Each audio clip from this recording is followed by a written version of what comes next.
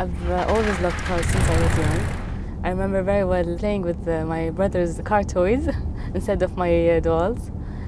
Today we're going to a dream racetrack. I'm going to drive an F-Type.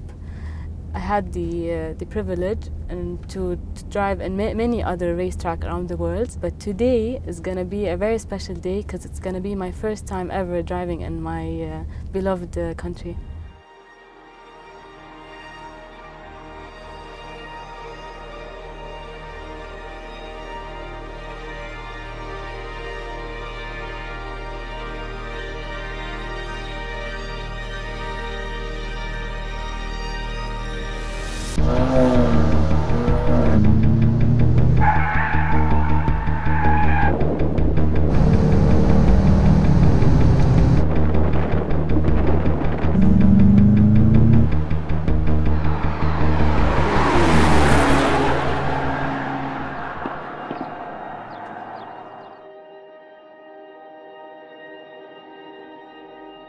Driving the Jaguar F-Type today was very emotional. I was so privileged to drive finally in my home country. It was a very special moment.